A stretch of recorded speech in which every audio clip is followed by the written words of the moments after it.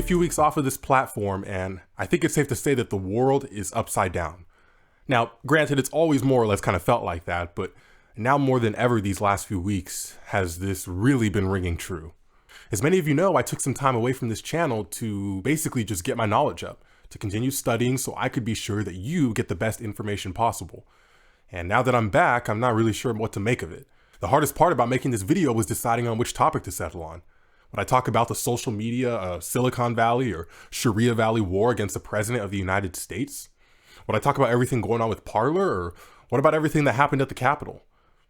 It was a bit tough to settle on, but ultimately I think I decided to go with what this nation would look like down the line if we continue down this path. Open Doors USA is an organization whose mission is to help persecuted Christians across the world. And every year they release what's called a World Watch List, in which they list the top 50 worst places in the world to be a Christian based off of that nation's persecution levels. And they just released the list for 2021. In this list, we also see some very concerning trends regarding persecution of Christians. Now, obviously, we don't have time to go through every single nation on the list, but I've already gone through it myself. And so what I want to share with you are what I believe to be the most notable aspects when looking at this list, especially in comparison to last year's. So without further ado, let's go ahead and get into it. All 2020, you have heard stories about persecution that has gone on in Nigeria. And now, after all this time, it finally seems as if these accounts are being put to paper. Jumping 3 spots from last year, Nigeria is now the country which enters the top 10 of the worst places to be a Christian in the world. Violent attacks from Islamic extremist groups like Boko Haram, Fulani Muslim militant herdsmen, ISIS affiliates ISWAP are common in the north and middle belt of Nigeria, and they're becoming more common farther south. Militants often murder Christians or destroy their property and means of livelihood. Men and boys are particularly vulnerable to being killed. The women and children they leave behind are often displaced to informal camps, face sexual violence, and are even at risk of abduction and forced marriage. Missing from the top 10 compared to last year is Sudan. And if you've been following news surrounding this nation, you know that recently they've abolished about 30 years of Islamic State laws, claiming to now separate religion and state. Obviously, this is easier said than done, but nevertheless, it's a step in the right direction. But with that being said, as the article itself states, Christians from a Muslim background still face extreme persecution from their families and communities. While they no longer face a death penalty for leaving Islam, they may be attacked, ostracized, or otherwise discriminated against if their faith is discovered. Believers still keep their faith secret for the safety of them and their family. Of the top 10, 7 have some type of Islamic oppression being the root of persecution. And when we take that and expand it to all 50, we see that this number now jumps to 38, much more than just a minor trend.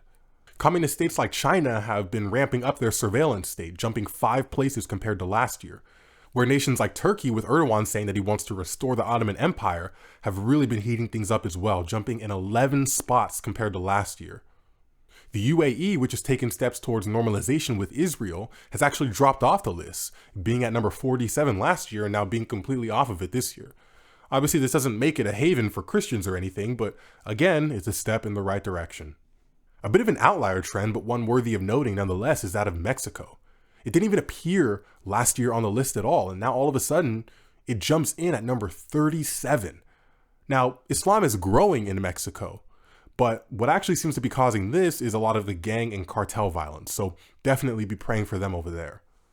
And now just to cap it all off with the number 1 worst place to be a Christian in the world, we have for the 20th year in a row, North Korea. Now, as I said, we haven't gone through everything here, but I think it's fair to say that there are some clear trends which we need to talk about. Now, despite the rallying cry of the political left, professors, and Hollywood's finest, this has a lot to do with Islam. But no, they say, these aren't true Muslims. All of these people, all of these 38 nations which are oppressing Christians can't be true Muslims. Why?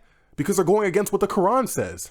After all, the Quran says regarding unbelievers, to you be your religion and to me be my religion. And it is true, the Quran does say that. But the Quran also says, fight those who do not believe in Allah, nor in the latter day, nor do they prohibit what Allah and His Messenger have prohibited, nor follow the religion of truth. You see, Islam means submit. And it doesn't just say that you're supposed to submit, it says who you're supposed to submit to. But the problem is that the Quran has a number of different commands regarding the same set of circumstances, as we've just shown you. So as a Muslim, which are they supposed to follow? Well, the Quran itself also gives the answer. Whatever communications we abrogate or cause to be forgotten, we bring one better than it or like it. Do you not know that Allah has power over all things? So, as per the doctrine of abrogation, if a Muslim has two varying commands regarding the same set of circumstances, the one that they're supposed to follow is the one that was revealed last, the one revealed most recently. Unfortunately for the non-Muslim world, that means that one of the last chapters to be revealed within the Quran is that of Surah 9, one of the most, if not the most, violent and bloody chapter in the Quran itself. It's where we find verses such as, "O Prophet, strive hard against the unbelievers and the hypocrites and be unyielding to them, and their abode is hell, and evil is their destination." The Arabic word here for strive is where we get the word jihadi. "And when the sacred months have passed, then kill the polytheists wherever you find them, and capture them and besiege them, and sit and wait for them at every place of ambush." The Jews say Ezra is the son of Allah, and the Christians say the Messiah is the son of Allah. That is their statement from their mouths. They imitate the saying of those who disbelieved before them. May Allah destroy them. How are they deluded? And when you instill that worldview into society, it's also why we find videos such as this.